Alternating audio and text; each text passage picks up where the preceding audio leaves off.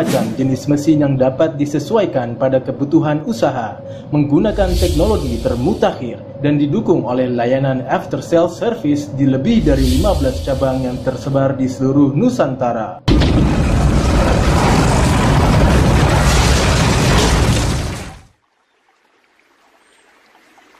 Ibadah itu ada dua syarat. Syarat pertama apa? Benar sesuai dengan petunjuk Rasul, ikhlas. Aku telah berwudu kebenarannya harus sesuai dengan petunjuk. Aku telah sholat persis seperti caramu sholat.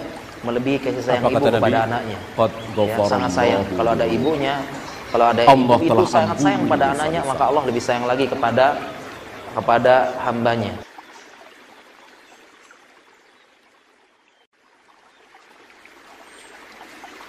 Ibadah itu ada dua syarat. Syarat pertama apa? Benar sesuai dengan petunjuk Rasul, ikhlas. Aku telah berwudu kebenaran. Assalamu ala rasulillahi wa ala alihi wa sahbihi wa man tabi'ahum bi ihsanin ila yaumiddin, amma ba'd. Kaum muslimin dan muslimah rahimani wa rahimakumullah.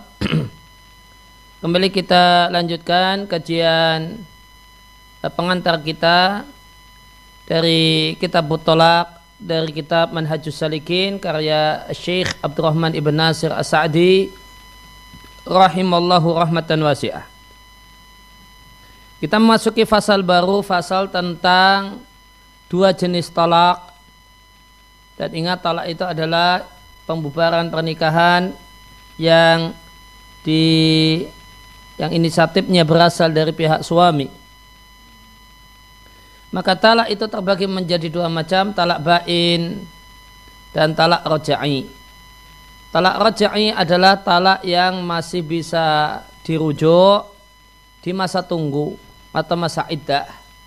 Sedangkan talak bain itu tidak bisa dirujuk di masa iddah. Yang nanti bain itu ada dua macam, ada bain kecil dan ada bain besar. Maka disampaikan di Manhajus Salikin, wa yamlikul huru thalatha talaqatin, suami yang merupakan lelaki merdeka itu memiliki kesempatan untuk 3 kali menjatuhkan talak. Fa idza tammat lahu, jika telah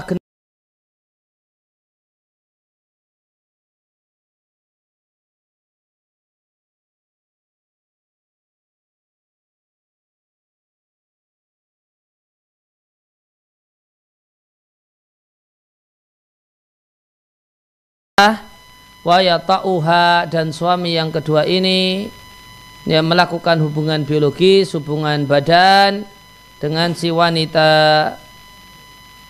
Dalilnya firman Allah Ta'ala, at-talaqu marratan, ya talak itu 2 kali, sampai ayat fa in talaqaha, jika dia si suami mentalaknya lagi, yaitu talak yang ketiga, fala tahillu lahu, maka wanita tersebut tidaklah halal baginya mim ba'du, setelah itu, setelah kejadian talak yang ketiga, hatta tangkihan zaujan ghairahu, sampai dia menikah dengan lelaki yang lain.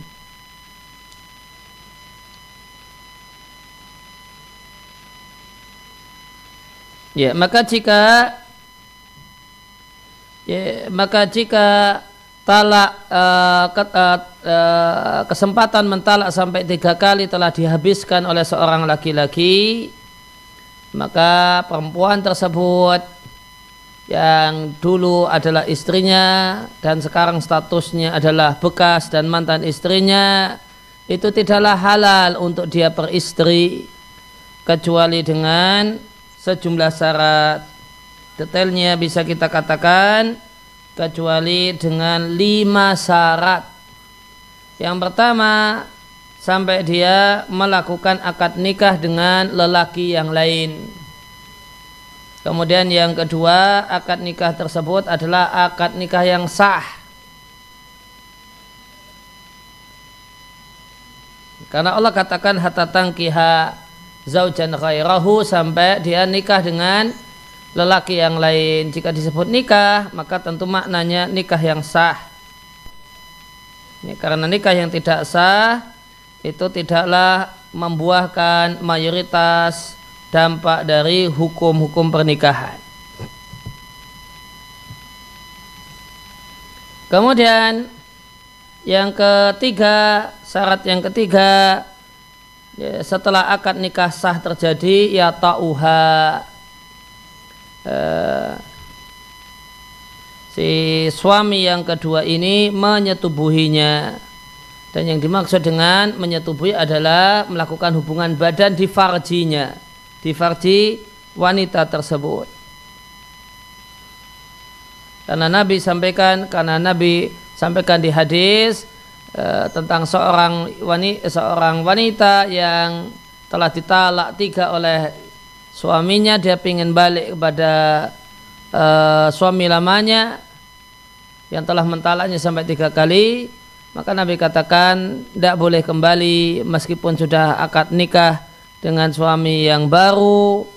Kata Nabi sampai wanita tersebut merasakan madu dan nikmat suami barunya, dan suami barunya merasakan kenikmatan dari si wanita, yaitu hubungan biologis di kemaluan.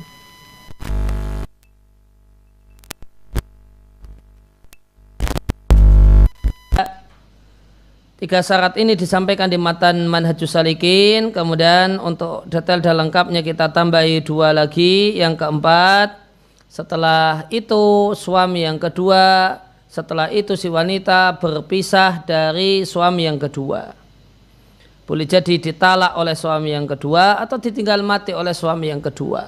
Kemudian yang kelima, kemudian masa iddah, masa tunggu si wanita ini setelah berpisah dari suami yang kedua berakhir. Nah, baru ketika itu suami yang lama, lelaki yang pertama boleh kembali melamar wanita ini, dan jika lamarannya diterima maka boleh melakukan akad nikah.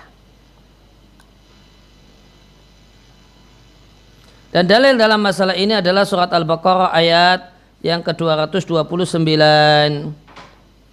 Di ayat ini jika kita cermati, kita perhatikan, ayat ini menunjukkan bahasanya talak yang dimiliki oleh seorang lelaki merdeka dan talak itu bisa dirujuk itu hanya 2 kali saja.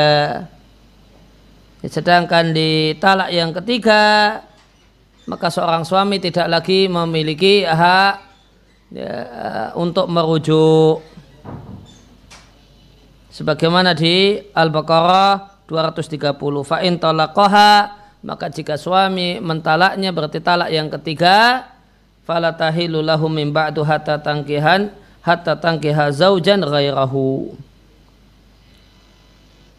Nah, kemudian berkenaan dengan talak bain, maka talak bain artinya pisah. Dan bain di sini kebalikan dari rajai. Rajai artinya bisa dirujuk. Berarti kalau bain tidak bisa dirujuk meskipun masa tunggu belum habis. Nah, maka selanjutnya yang disampaikan, yang dibahas di Manhajus Salikin adalah tentang talak bain. Disampaikan di matan Manhajus Salikin, wa yaqa'u talaqu bainan. Talak itu statusnya talak bain fi arba'i masaila, dalam 4 kasus. Hadi ihdaha, yang pertama adalah ini, yaitu seorang wanita yang telah ditalak sebanyak 3 kali oleh suaminya. Suaminya telah mengucapkan kata-kata talak sebanyak 3 kali. Kemudian yang kedua, jika seorang suami mentalak istrinya sebelum dia pernah kumpul dan berhubungan badan dengan istrinya. Dalilnya surat Al-Ahzab ayat yang ke-49. Ya ayyuhalladzina amanu idza nakahtumul mu'minat, wahai orang-orang yang beriman, jika kalian menikah, thumma talaqtumuhunna, kemudian kalian ceraikan istri, min qabli an tamassuhunna, sebelum kalian sentuh istri kalian tersebut, fama lakum alaihinna min iddatin ta'taddunaha, maka kalian tidak memiliki masa iddah yang harus kalian hitung. Kalau tidak ada masa iddah berarti sudah langsung jadi orang lain. Baru akad nikah, belum kumpul sudah dicerai, maka langsung auto jadi orang lain, dan tidak ada masa iddahnya. Kemudian yang ketiga, wa idza kana fi nikahin fasidin, kemudian talak dalam pernikahan yang tidak sah.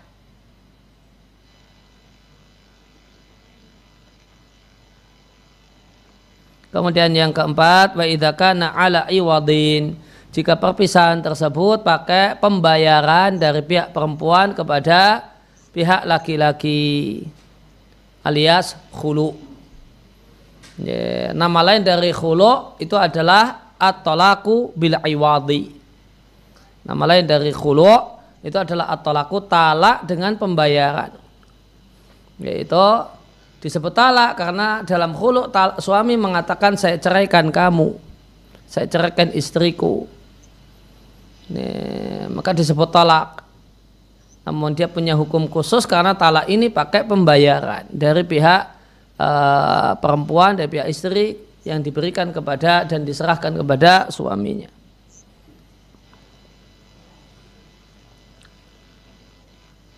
Ya, maka ada dua jenis talak, talak bain dan talak rajai.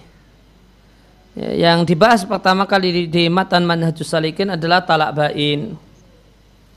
Ya, bain dalam bahasa Arab, ya, artinya terpisah, terputus, wa ba'uda dan jauh. Talak bain definisinya adalah talak yang talak ini menyebabkan seorang perempuan, seorang istri resmi terpisah dari lelakinya. Resmi terpisah dari suaminya. Dalam artian kalau talak itu talak rajai, ya, kalau talak itu talak rajai, maka sebelum talak ya statusnya istri. Istri. Kemudian setelah talak jatuh itu statusnya adalah seorang istri, statusnya itu teranggap istri, tapi belum murni jadi orang lain. Nah, nanti setelah masa iddah selesai baru sah dan murni jadi orang lain, jadi mantan istri. Maka kurang lebih kalau talak itu talak bain, begitu talak bain terjadi lantas resmi jadi orang lain. Talak 3 telah keluar lafadz kuceraikan kamu, di kali yang ketiga sudah resmi jadi orang lain. Dan tadi disebutkan secara sekilas, baru akad nikah belum kumpul, kemudian sudah dijatuhkan cerai, maka resmi jadi orang lain. Kemudian khulu atau nama lainnya at-talaqu bi iwad, maka begitu suami menerima khulu, menerima pembayaran, kemudian menjatuhkan talak, maka sudah resmi jadi orang lain.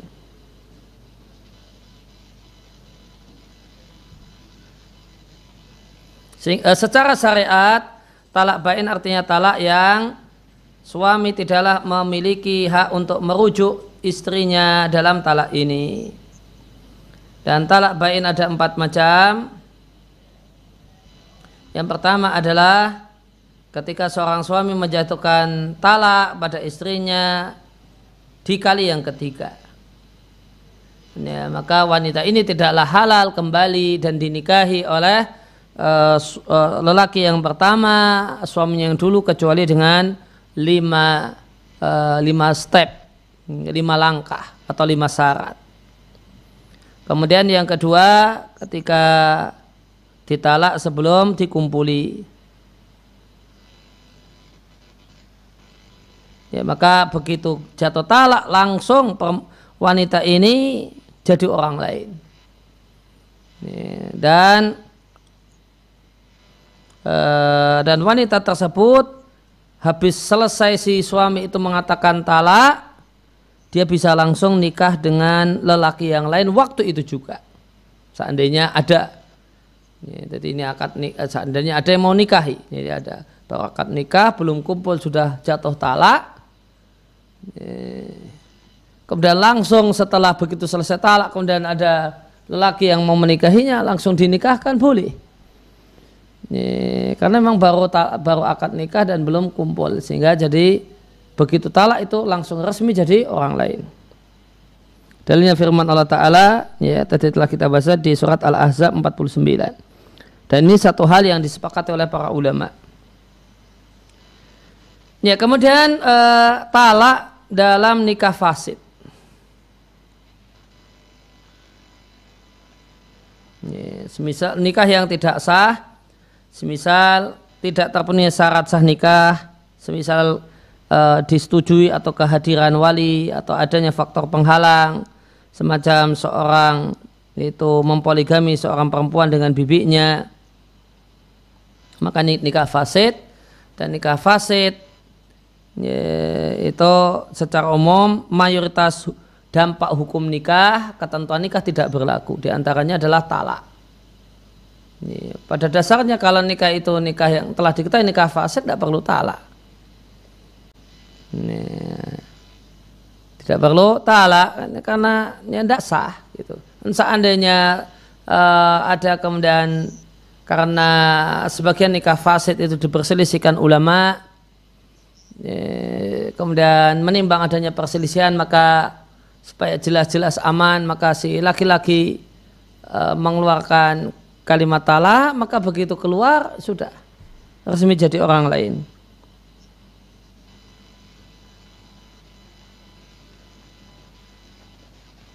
Kemudian yang keempat adalah talak at-talaq bil iwad, talak dengan pembayaran, yang ini nama lain dari khulu.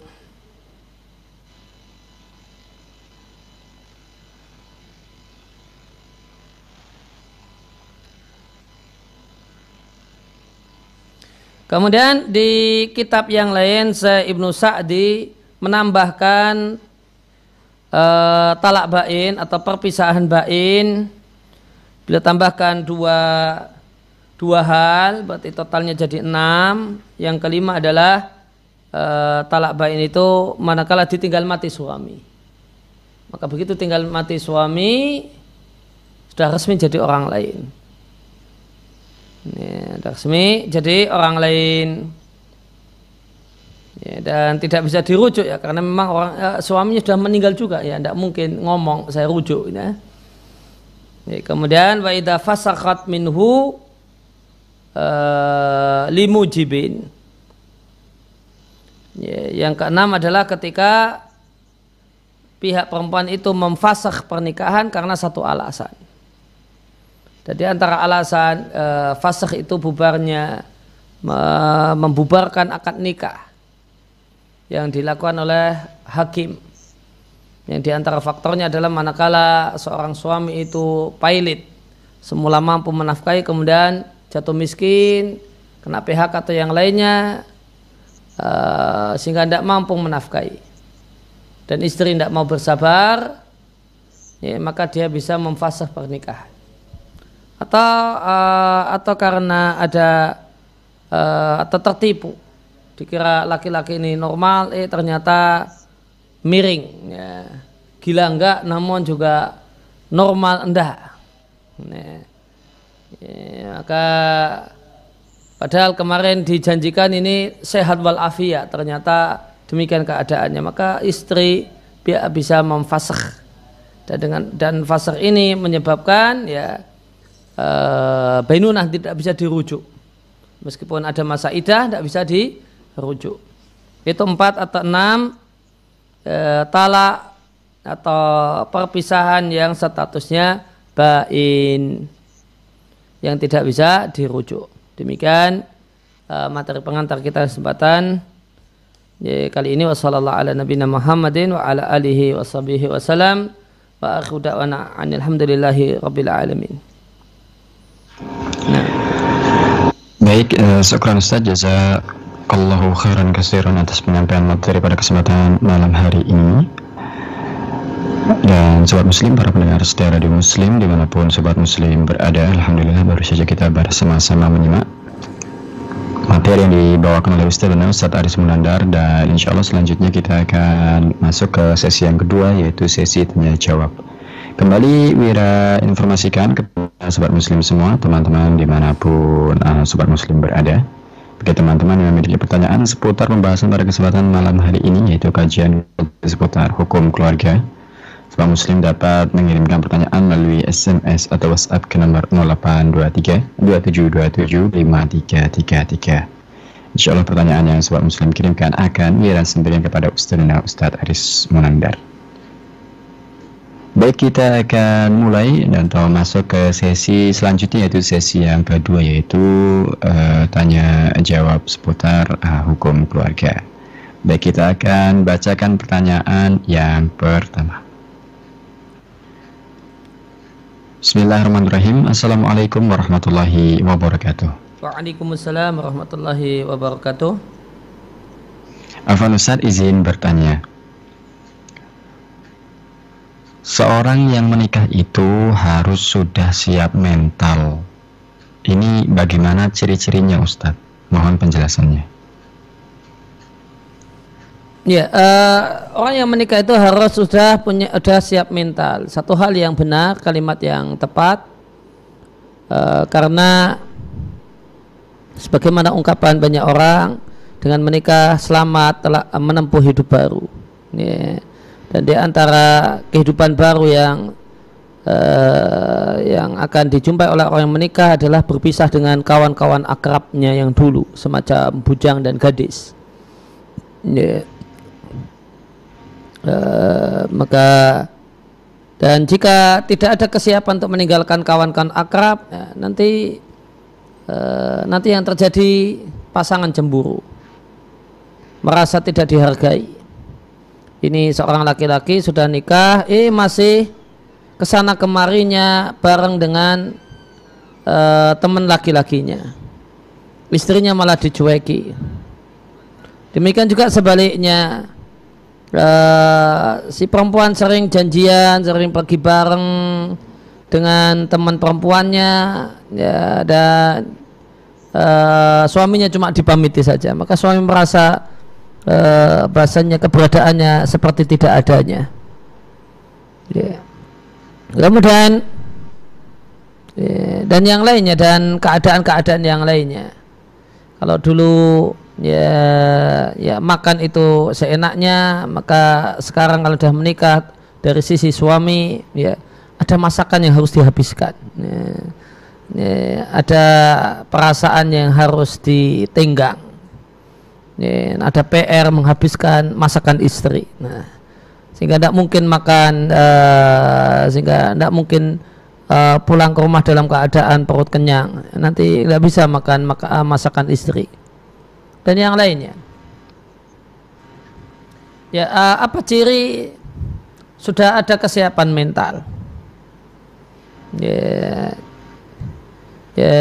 wallahu a'lam detail gimana ciri orang-orang yang sudah siap, betul-betul siap menikah. Namun kalau dilihat dari di antara contoh faktor yang di atas, ya yang menjadi kebutuhan kalau untuk sisi laki-laki, ya diceritakan dia perlu mendapatkan informasi kehidupan baru setelah rumah tangga itu begini. Anda perlu segera siap dengan hal tersebut. Ya, kalau dia siap dan itu memang dia katakan secara tulus siap, nanti akan siap dengan risiko itu punya istri, ya, kehidupan baru, maka mudah-mudahan dia termasuk orang yang siap. Jika dia tahu risiko kemudian ditanting, ini loh risiko jadi suami, ini loh kehidupan baru seorang suami, begini siap, ya dia siap, maka insya Allah mudah-mudahan termasuk orang yang siap. Nah, baik, syukran Ustaz, jazakallahu khairan atas penjelasannya. Kita akan lanjut ke pertanyaan selanjutnya. Bismillahirrahmanirrahim. Assalamualaikum warahmatullahi wabarakatuh. Waalaikumsalam warahmatullahi wabarakatuh. Afwan Ustaz, ingin bertanya, Apakah seseorang yang didiagnosis dokter memiliki mental disorder atau sakit mental seperti bipolar, seperti apa, harus Mas? Tulang. Putus-putus suara Mas Wira. Tulangi. Baik. Apakah seseorang yang didiagnosis dokter memiliki mental disorder atau sakit mental seperti bipolar atau semacamnya harus menyampaikan kepada orang tua dan nanti kepada calon saat ta'aruf, Ustadz? Khawatirnya nanti mereka atau dikira kurang sehat mental atau psikisnya. Jazakumullahu khairan. Ya, wajib disampaikan ketika kenalan, di fase kenalan. Kalau tidak, maka nanti wanita tersebut makhdu'ah, tertipu. Ya, dia mengira bahasanya ini sehat walafiat, ternyata padahal cuma setengah sehat saja. Ya, dikira kemudian sehat jasmani dan rohani, atau kemudian fisik dan fisikis, ternyata fisikisnya tidak sehat. Wajib disampaikan. Nah, baik, syukran Ustaz, jazakallahu khairan atas jawabannya. Kita akan lanjut ke pertanyaan selanjutnya. Bismillahirrahmanirrahim. Afwan Ustaz, izin bertanya. Bagaimanakah jika hakim telah menceraikan, akan tetapi walaupun demikian suami tetap tidak menceraikan sampai kapanpun? Jika seperti ini bagaimana ya Ustaz? Mohon penjelasannya. Ya, jika maka bubarnya pernikahan itu ada tiga jalur. Khulu, yaitu tolak bil aiwat, talak dengan pembayaran. Kemudian yang kedua, inisiatif pihak laki-laki, talak. Kemudian ada namanya fasakh. Fasakh itu di tangan hakim. Suami tidak menjatuhkan talak, tidak masalah. Namun ketika hakim memfasakh, maka pernikahan tersebut telah resmi bubar. Resmi bubar. Di antara sebab fasakh tadi, suami jatuh miskin, suami tidak menafkahi atau tidak mampu menafkahi, dan ini membahayakan istri. Maka boleh jadi suami tetap tidak mau mentalaknya. Namun hakim bisa memfasakhnya. Sebab yang lainnya tadi ada kelainan fisik. Ternyata yang ini di awal tidak diketahui. Semacam tidak bisa disetubui, tidak bisa dikumpuli. Untuk si pihak perempuan atau untuk pihak laki-laki, ternyata organ kelaki-lakiannya tidak berfungsi dengan baik. Ya, maka istri bisa kemudian melaporkannya ke pengadilan, dan dengan pasal ini, dan yang terjadi, meskipun suami tidak mau menceraikannya, saya tetap cinta kamu, meskipun saya tidak bisa menjalankan tugas di ranjang, namun saya tetap cinta dengan dirimu. Maka istri mengadukan hal ini, maka hakim bisa melakukan fasakh, dan itu resmi terjadi pemubaran rumah tangga. Nah,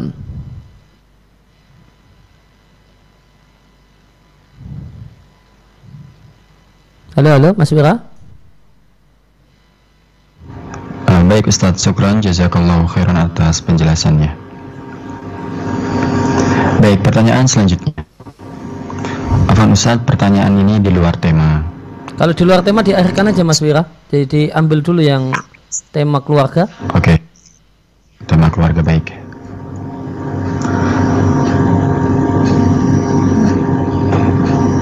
Baik, bismillahirrahmanirrahim. Afwan Ustaz, izin bertanya. Jika calon istri tidak mensyaratkan mahar tertentu, apakah calon suami wajib memberitahu mahar yang akan diberikan sejak sebelum akad, Ustaz? Ya, tidak wajib bagi suami untuk memberitahu. Kalau istri pokoknya saya pasrah, mau dikasih apa terserah gitu. Dari pihak walinya juga demikian, maka tidak ada keharusan untuk ngasih tahu. Nah, kalau mau ngasih tahu juga boleh. Nah, Baik, syukur Ustadz atas penjelasannya. Pertanyaan selanjutnya. Bismillahirrahmanirrahim. Semoga Ustadz senantiasa diberikan perlindungan oleh Allah Subhanahu wa Ta'ala. Amin. Ustadz, apakah tercela dalam Islam anak perempuan berhenti kuliah karena merasa ada tekanan selama bertahan 2 tahun kuliah, sehingga akhirnya memutuskan untuk berobat ke psikiater? Pada akhirnya sekarang hanya belajar sedikit-sedikit ilmu agama di rumah saja. Mohon penjelasannya, Ustaz. Ya, jika ada problem semacam ketidakmampuan psikologis, ya maka wajar, tidak mengapa. Itu udzur yang sangat-sangat dimaklumi. Nah.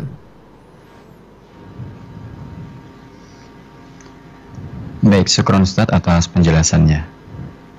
Baik, sobat muslim, para pendengar setia Radio Muslim, kembali Wira informasikan bahwasanya pada kesempatan malam hari ini kita sedang berada dalam sesi tanya jawab di kajian konsultasi seputar hukum keluarga bersama Ustadzuna Ustadz Aris Munandar Fidahullahu Ta'ala. Bagi sobat muslim yang memiliki pertanyaan seputar kajian pada kesempatan malam hari ini, sobat muslim dapat mengirimkan pertanyaan melalui SMS atau WhatsApp ke nomor 0823 2727 5333. Dan mohon maaf kepada para pendengar semua bahwa pada kesempatan malam hari ini tidak menerima panggilan atau telepon. Untuk itu bagi sobat muslim bisa mengirimkan pertanyaannya melalui SMS atau WhatsApp. Baik, kita akan lanjutkan ke pertanyaan selanjutnya. Bismillahirrahmanirrahim. Afwan Ustadz, izin bertanya. Ustadz, saya pernah dapat curhatan akhwat tentang suaminya yang selingkuh sampai berhubungan badan dengan wanita lain. Dan setahu saya, keluarga mereka sudah ngaji juga, Ustadz. Suaminya juga sudah kenal sunnah. Mungkin Ustadz bisa memberikan saran bagaimana agar para suami ini tidak demikian. Syukron, jazakum. Para suami agar tidak. Kalimat terakhir, Mas Mira. Baik, mungkin Ustadz bisa berikan saran Ustadz bagaimana suami tidak demikian. Terputus Mas Mira, kalimat terakhir, kalimat yang pokok ini. Tolong diulangi lagi. Baik. Saya ulangi pertanyaannya. Saya pernah tentang suami yang selingkuh dengan wanita lain. Kalimat terakhir aja Mas, kalimat terakhir aja Mas Wira yang saya perlukan. Mungkin Ustaz memberi saran bagaimana Ustaz.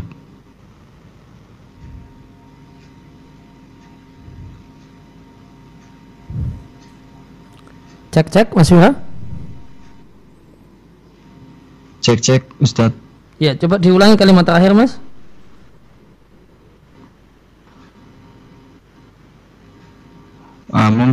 Bisa memberikan saran bagaimana agar para tidak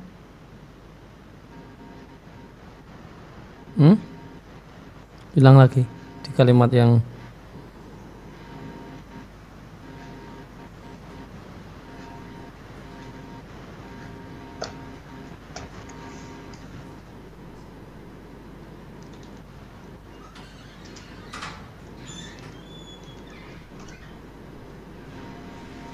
Cek bismillah Ustaz. Ya. Masuk nggak Ustaz suaranya Ustaz? Masuk, coba Mas. Di kalimat terakhir Mas, kalimat terakhir tadi yang penting kalimat terakhir. Iya. Dan kalimat terakhir mungkin Ustadz bisa memberikan saran bagaimana agar para suami tidak berlaku demikian. Nah, berkenaan dengan gimana kiat untuk mencegah diri dari zina, baik ini untuk pihak suami ataukah dari pihak istri, karena semuanya berpeluang untuk terjumus dalam zina. Ya, maka kiat yang utama adalah sebagaimana yang Allah firmankan, wala taqrabuz zina. janganlah kalian dekati zina, jangan lakukan sarana-sarana yang mendekatkan kepada zina. Maka ketika seorang itu melakukan sarana-sarana yang mengantarkan kepada zina, ya maka wajar jika terjumus dalam zina. Dan di antara kiat penting supaya seorang itu tidak dekat-dekat dengan sarana-sarana zina, di antara kiatnya adalah, kiat pokoknya adalah muraqabatullahi, adalah merasa diawasi oleh Allah Subhanahu wa taala. Merasa bahasanya Allah mengetahui segala gerak-geriknya, ucapannya, tulisannya, dan apa yang dia lakukan. Dan di antara kiat penting adalah semaksimal mungkin menjauhi kondisi-kondisi ikhtilat, campur baur dengan lawan jenis, yang bisa dihindari maka semestinya dihindari. Misalnya banyak kasus perzinaan berangkat dari dunia kerja, maka kalau bisa menghindarinya, meminimalisir semaksimal mungkin, maka lakukan hal tersebut. Dan di antara kiat pentingnya adalah berupaya tetap untuk menjaga kestabilan iman. Maka tadi disampaikan sudah kenal sunnah, sudah ngaji, maka itu tidak jaminan kalau itu memiliki kondisi iman yang stabil. Dan di antara kiat penting untuk menjaga kestabilan iman adalah punya pengajian rutin yang dihadiri. Tidak lepas dari pengajian, berkumpul dengan orang-orang yang baik, kemudian berulang kali kemudian mendengar nasihat di tempat kajian tersebut. Banyak kasus terjadi apa yang sebagaimana ditanyakan, dulu ngaji namun setelah menikah nggak ngaji karena satu dan lain hal, karena kesibukan kerja dan yang lainnya.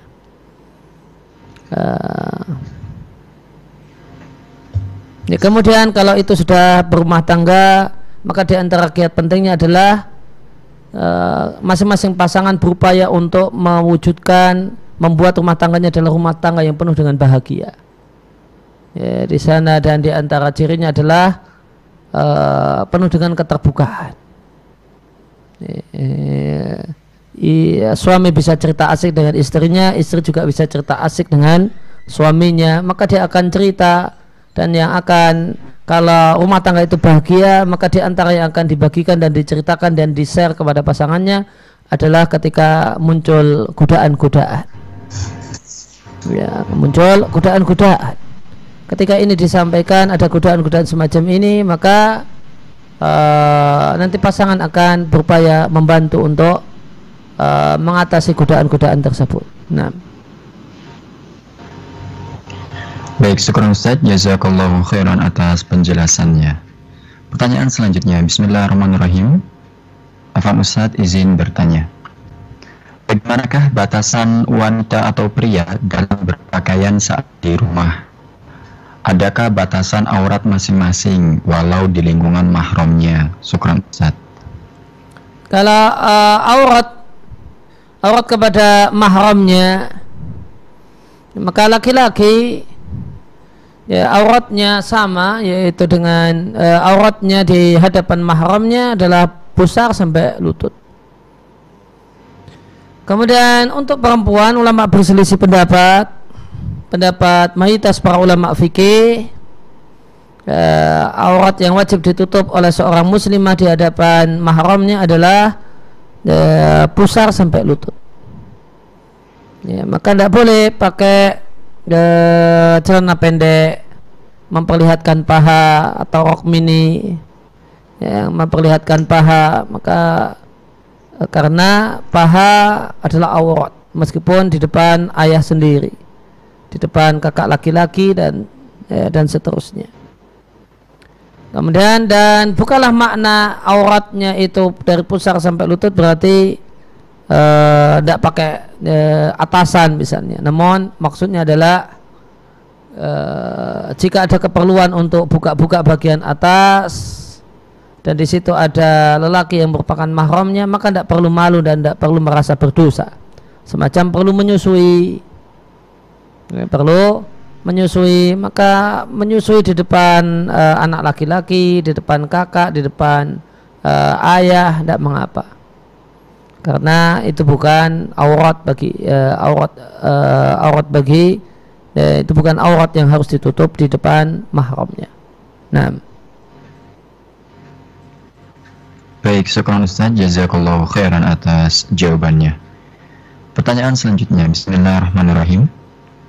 Afan Ustaz, izin bertanya, kalau suami bilang cerai tapi katanya ini emosi, apakah talaknya jatuh?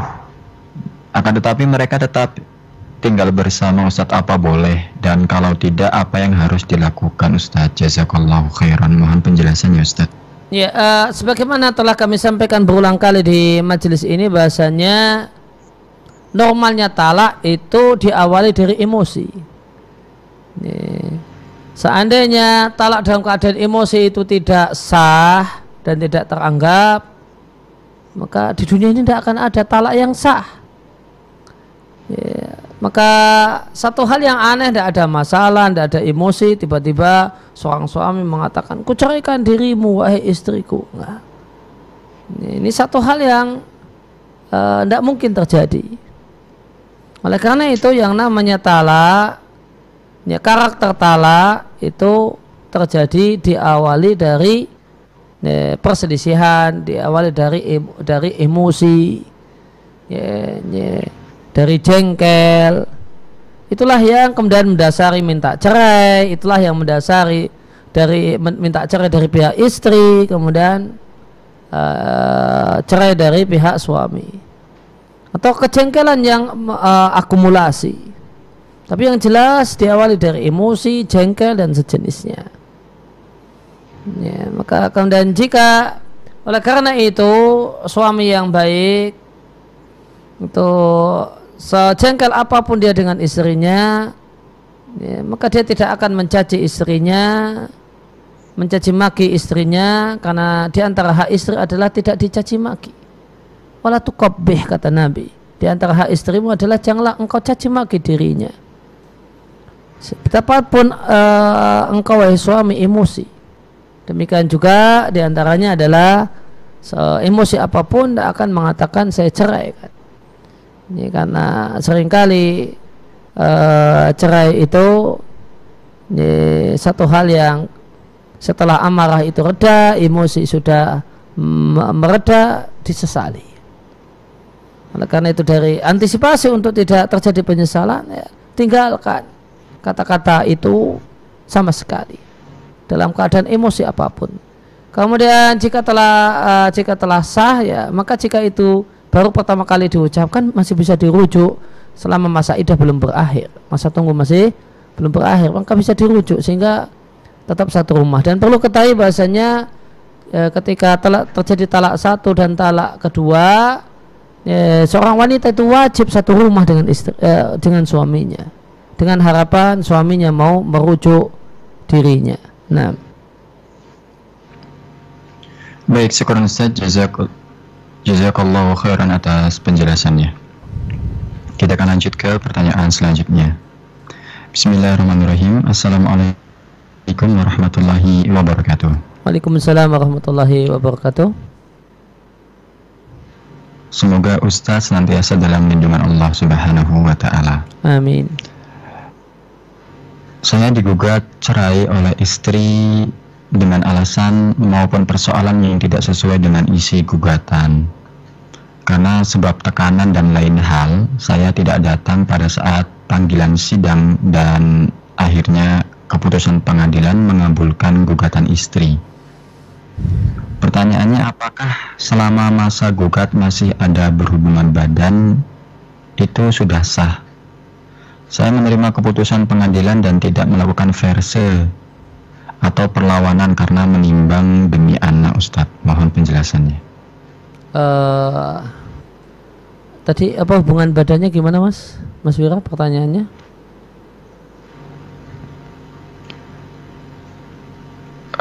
Jadi selama masa gugat masih ada berhubungan badan, Ustadz. Oh, ya. Apakah dengan berhubungan kalau itu menimbang sudah sah? Mengacu pada putusan hakim, ya, maka selama belum ketok palu maka masih sah suami istri. Jadi hubungan badan tidak mengapa. Nah, baik, syukran Ustadz, jazakallahu khairan katsiran. Pertanyaan selanjutnya. Bismillahirrahmanirrahim. Saya ingin bertanya tentang perceraian, Ustadz. Saya menikah sudah hampir 3 tahun. Akan tetapi selama itu saya belum bisa menemukan kebahagiaan. Istri saya ternyata di luar sepengetahuan saya masih berhubungan dengan laki-laki lain. Dia tidak mau saya campuri urusannya, juga tidak mau dia tidak mau saya campuri, juga tidak mau mencuci, tidak mau mencukupi kebutuhan saya seperti menyiapkan sarapan atau makan dan lain sebagainya. Pertanyaan saya, Ustadz, apakah saya boleh menceraikan istri saya? Apakah kalau saya menceraikan, posisi saya benar atau salah dari segi agama? Mohon pencerahannya, Ustadz.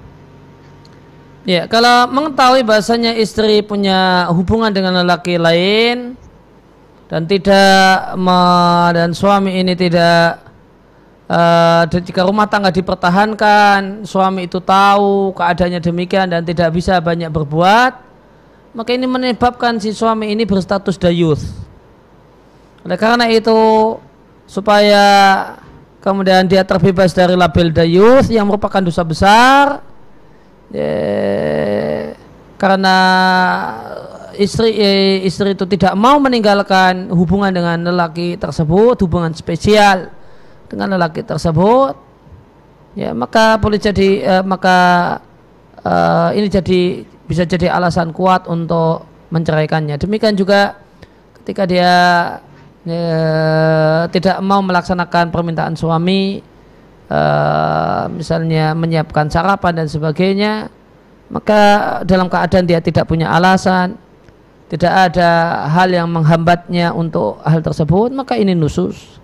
Jika itu memang maksimal, tidak bisa diperbaiki, ya, maka mungkin boleh jadi pilihan berpisah adalah pilihan yang tidak salah. Nah, baik, syukran Ustadz, jazakallahu khairan atas penjelasannya. Kita akan lanjut ke pertanyaan selanjutnya. Bismillahirrahmanirrahim. Afan Ustadz, izin bertanya. Saya adalah seorang ikhwan, dan bagaimanakah hukum jika saya sudah nadhor akan tetapi belum berlanjut karena qadarullah ada masalah dengan materi? Mohon sarannya, Ustadz. Ya, seorang laki-laki harus bisa punya keputusan tegas. Ketika misalnya ada masalah dengan materi, mereka tidak mau kalau kondisi materinya demikian, ya maka tegaskan. Oh, kalau demikian saya mundur. Kemampuan ekonomi saya sampai di sini. Dan jangan kemudian mengambang, ya, maju mundur. Ini bukan sifat laki-laki. Jadilah lelaki sejati, seorang yang akil, seorang yang hazim, seorang yang tegas. A adalah A, enggak kemudian A ataukah B, B ataukah A, maju A kemudian mundur B. Namun jadilah seorang lelaki yang berkualitas, lelaki yang hazim, yang tegas, memutuskan setelah ditimbang baik-baik. Nah, baik, syukran Ustadz atas penjelasannya. Pertanyaan selanjutnya. Bismillahirrahmanirrahim. Assalamualaikum warahmatullahi wabarakatuh. Waalaikumsalam warahmatullahi wabarakatuh. Afan Ustadz, izin bertanya, bagaimanakah hukum seorang istri yang selalu menolak untuk berhubungan intim sehingga membuat suami itu merasa tersiksa batin, dan apa yang sebaiknya suami lakukan, Ustadz? Mohon penjelasannya.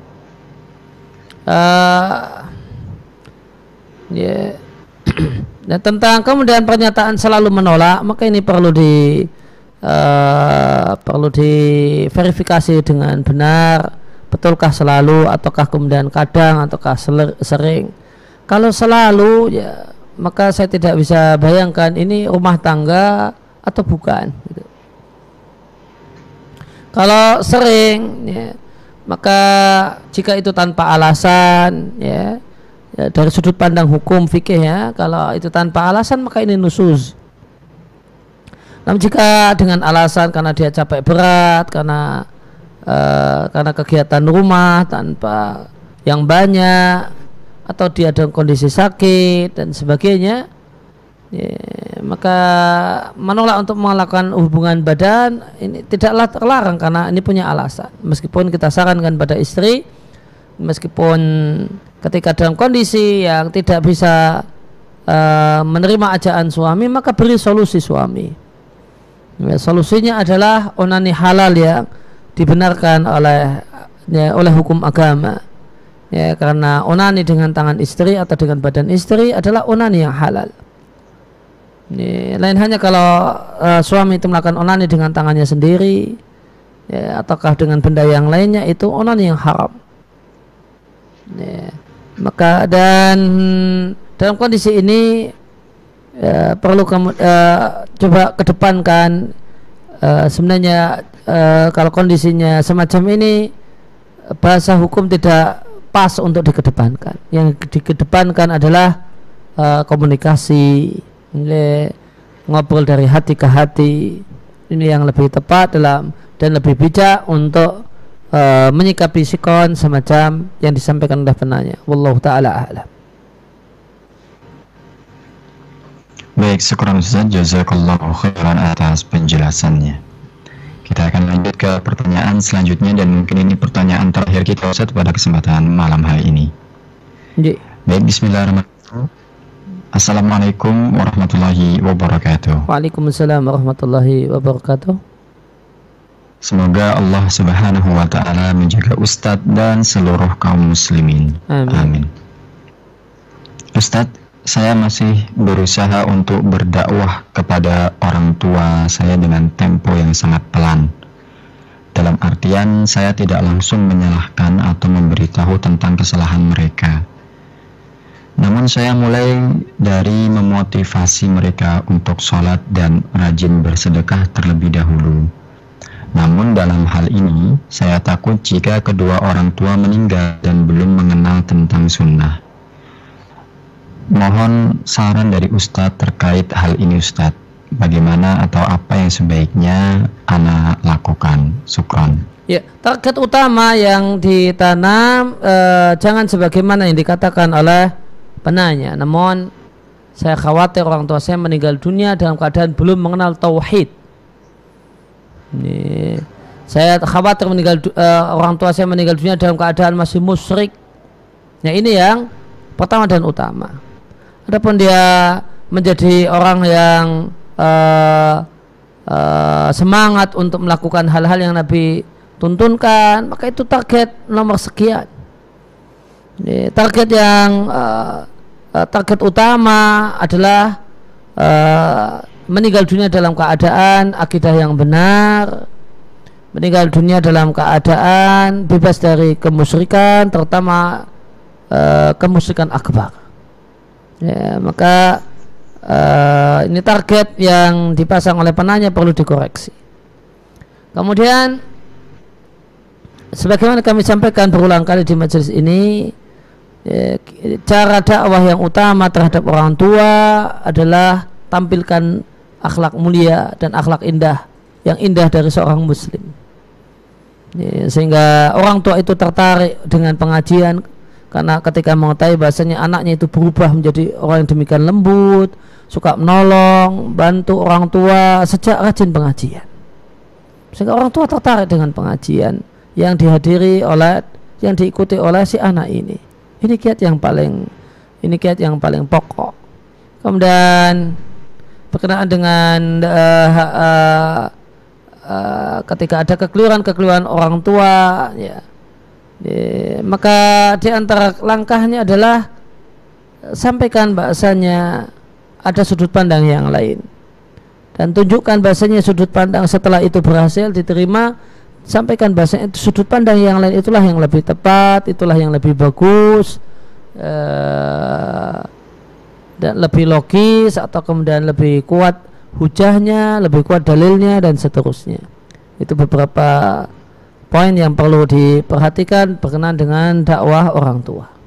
Ya, demikian yang kita kaji, kita bahas kesempatan malam hari ini. Kami ucapkan terima kasih kepada semua yang hadir di kelas virtual ini. Sering berdoa kepada Allah Subhanahu wa taala agar Allah catat kehadiran kita di kelas virtual ini sebagai amal soleh yang memperberat timbangan kebajikan kita di sisi Allah Subhanahu wa taala, dari tidaklah bermanfaat harta dan anak kecuali orang yang menghadap Allah dengan hati yang bersih dan amal yang saleh. Kemudian dan tidak lupa kami ucapkan terima kasih sedalam-dalamnya kepada segenap kru Radio Muslim Yogyakarta dan tim Haku TV. Jazakumullah khairan. Semoga Allah Subhanahu wa taala memberikan balasan yang terbaik di dunia dan di akhirat. Demikian sallallahu ala nabiyina Muhammadin wa ala alihi wasallam wa akhiru da'wana alhamdulillahi rabbil alamin. Wassalamu